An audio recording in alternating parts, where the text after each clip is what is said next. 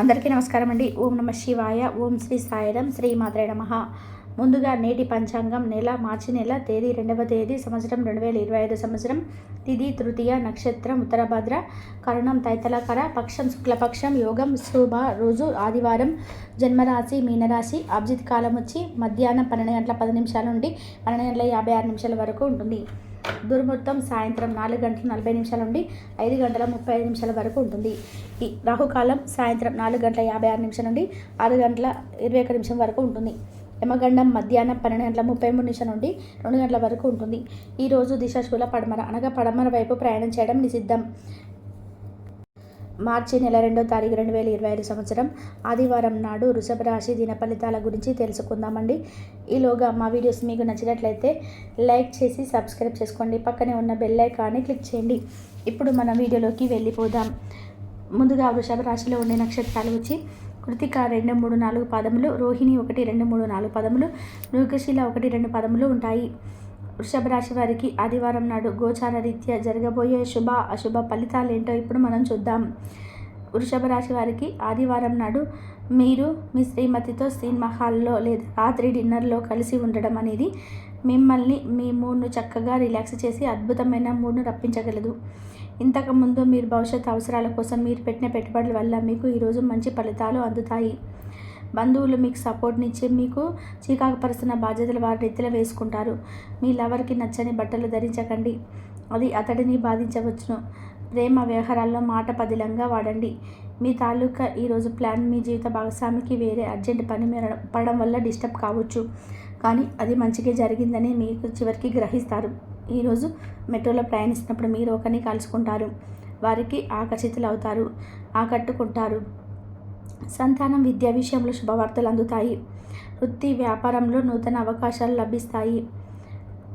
దీర్ఘకాలిక రుణాలు తీర్చుకోగలుగుతారు. విలువైన వస్త్ర ఆభరణాలు కొనుగోలు చేస్తారు. స్థిరాస్తికి సంబంధించిన వివాదాల నుండి బయటపడతారు. చేపట్టిన పనులు సకాలంలో పూర్తి చేస్తారు.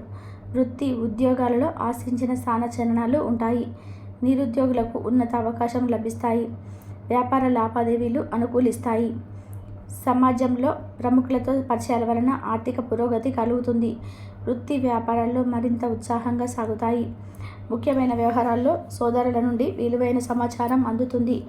ఉద్యోగస్తులకు శ్రమకు తగినటువంటి డబ్బు లభిస్తుంది. ఆప్తులతో సఖ్యతగా వ్యవహరిస్తారు. ధన వ్యవహారాల్లో సజావుగా సాగుతాయి.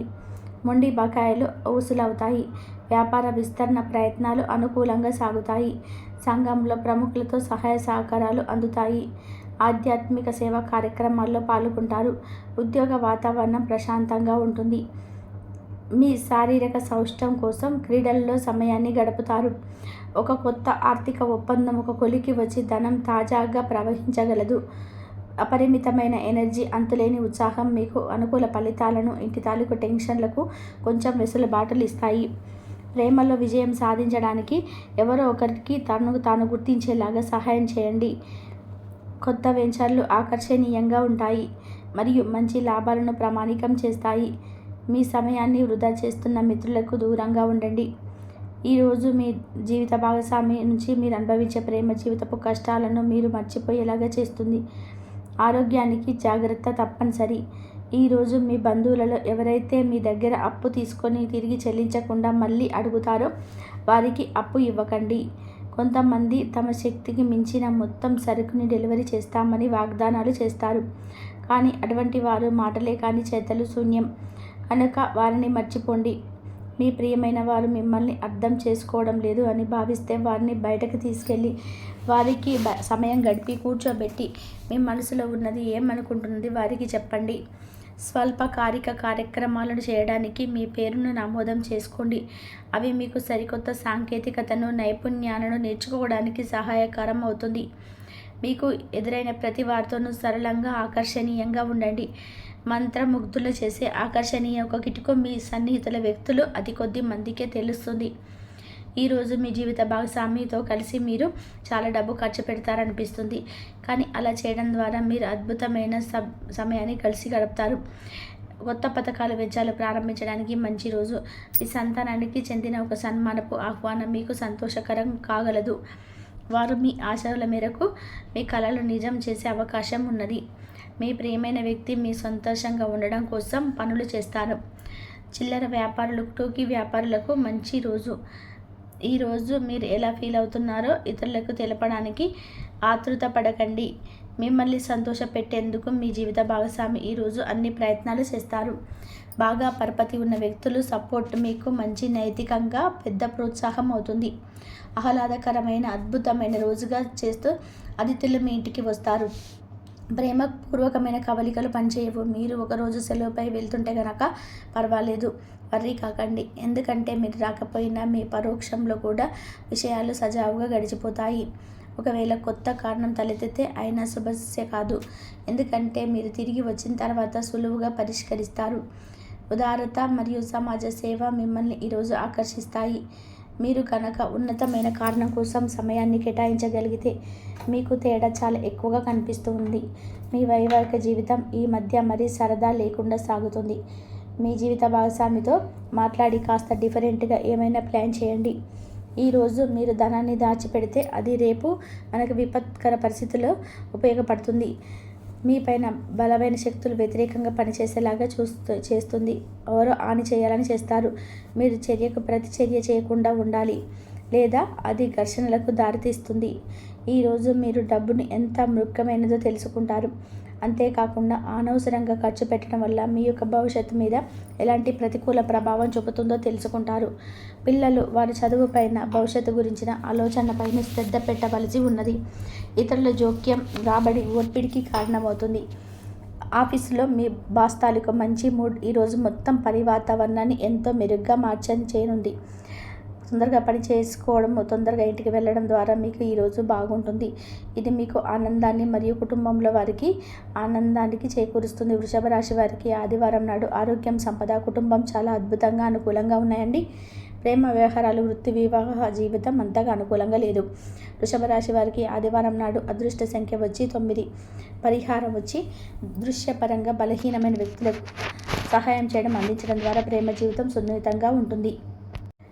మీకు అనుకూలమైనటువంటి దైవం పరమేశ్వరుడు. కాబట్టి పరమేశ్వరుడు యొక్క అనుగ్రహం మీరు కనుక పొందినట్లయితే ఐశ్వర్యప్రదాయమైనటువంటి ఆ పరమేశ్వరుడు యొక్క అనుగ్రహం మీరు ఎప్పుడైతే పొందుతారో అప్పుడు మీకు అన్నీ కూడా అనుకూలంగా ఉంటాయండి. ఏదైనా ప్రతికూలమైనటువంటి సంఘటనలు జరగబోతున్నా కూడా స్వామివారి అనుగ్రహం వల్ల అవి మీకు అనుకూలంగా మారేటువంటి ఛాన్సెస్ ఎక్కువగా కనిపిస్తున్నాయి. కాబట్టి మీరైతే తప్పకుండా గుర్తుంచుకొని శివారాధన మాత్రం ఎప్పుడు ఏ క్షణం కూడా నిర్లక్ష్యం చేయకండి. అలాగే మీరు ఏదైనా కానీ పని చేసుకుంటున్నప్పటికీ కూడా, అంటే ఏదైనా మనం ఇప్పుడు చాలా బిజీగా ఉంటామండి. ప్రతి ఒక్కరు కూడా చాలా బిజీ లైఫ్ కాబట్టి మనకు ఉన్నటువంటి పనులు ఎవరికి ఉన్నటువంటి వాళ్ళకు ఉంటూ ఉంటాయి.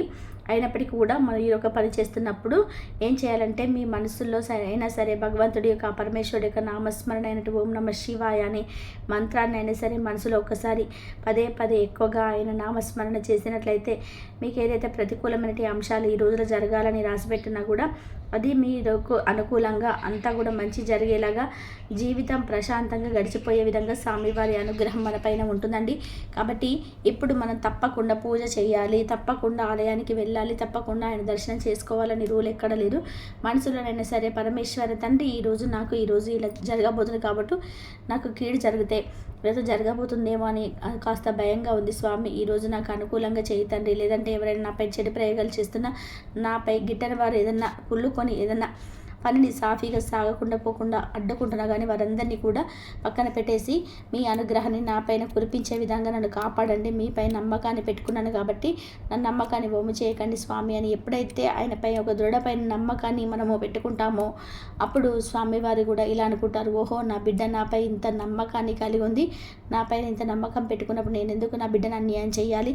పదే పదే నా నామస్మరణ చేస్తుంది, ప్రతినిత్యం కూడా నాకు ఏదో ఒక విధానంగా నా నామాన్ని ఉచ్చరిస్తుంది కాబట్టి వీరికి ఏదో ఒకటి చెయ్యాలి అన్న వంతుగా ఆయన భగవంతుడు కూడా ఒకటి ఏదైనా కానీ పదే పదే ఒక వ్యక్తిని తలుచుకున్నా లేదంటే ఏదైనా పట్టు విడకుండా ఒక మనిషిపై ప్రేమ ఏర్పరచుకున్నా కానీ, ఒక నమ్మకాన్ని ఏర్పరచుకున్నా కానీ మనల్ని మోసం చేయాలని ఎవరికి కూడా కొంతమందికి మనసు ఒప్పదండి. అంతే విధానంగా ఒక మనిషి అయినా మోసం చేస్తాడేమో కానీ భగవంతుడు మాత్రం ఎట్టి పరిస్థితుల్లో కూడా మోసం చేయడు. కాబట్టి వృషభ రాశి వారికి అనుకూలమైన భగవంతుడు ఎవరా అంటే పరమేశ్వరుడు. కాబట్టి పరమేశ్వరుడి యొక్క ఆరాధన మాత్రం ఎట్టి పరిస్థితుల్లో కూడా మీరైతే విడిచిపెట్టకుండా పట్టు వదలనటువంటి విక్రమార్కుడిలాగా మీరు పదే పదే స్వామి స్వామివారి యొక్క నామస్మరణ ఎన్నిసార్లు చేస్తే మీకు అంత బాగా కలిసి వస్తుందని చెప్పుకోవాలి. కాబట్టి మీరు చక్కగా ఉదయం నిద్ర లేచిన తర్వాత చక్కగా స్నానం చేసి పరమేశ్వరుడి యొక్క నామస్మరణ ఇంట్లో చక్కగా పూజ చేసుకొని ఉదయం సాయంత్రం దీపారాధన చేసుకున్న తర్వాత స్వామివారి నామస్మరణ మీకు ఎంత వీలైతే అంతసేపు చేసుకోండి. మీకు ఉన్నటువంటి సమస్యలన్నీ కూడా స్వామికి చెప్పుకోండి. మీకు ఏదైనా సమస్య ఉందనుకుంటే అది ఎవరికి చెప్పుకుంటాము, మన సన్నిహితులు కానీ స్నేహితులు అభిలాషలు చెప్పుకుంటాం.